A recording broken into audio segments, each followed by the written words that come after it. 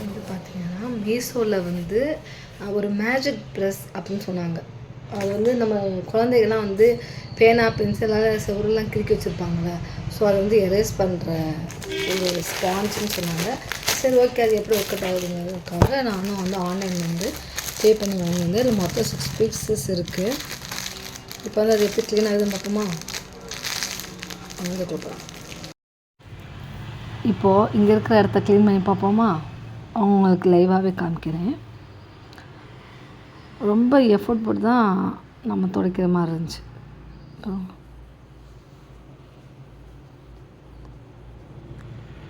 Pencil பேனாலாம் உடனே போயிடுது, மற்றது க்ரையான்ஸ்லாம் போக மாட்டேங்குது.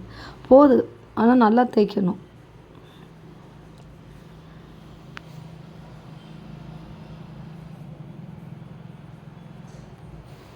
இப்போ வந்து இதோட ப்ரைஸ் வந்து 170 ரூபா. மொத்தம் 6 பீஸ் இருக்குது. இதோட இது என்னன்னு நான் உங்களுக்கு சொல்ல விரும்புகிறேன்னா, அட்வான்டேஜ் வந்து ஓகே, அந்த அடுப்பு இதெல்லாம் க்ளீன் பண்ணலாம். ஒரு சாதாரண பென்சில் இல்லை பேனா கரையெல்லாம் போகுது, ஓரளவு தேய்ச்சா போகுது.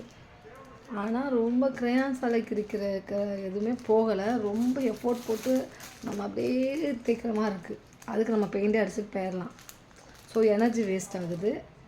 மற்றபடி ஓரளவுக்கு தான் ஓகே ஓகே அப்படின்னு நான் சொல்லலை. இவ்வளோதான் இது என்னோடய ரிவ்யூ. Okay, thank you. இந்த வீடியோ பிடிச்சிருந்தா லைக் பண்ணுங்கள், ஷேர் பண்ணுங்கள், சப்ஸ்கிரைப் பண்ணுங்கள்.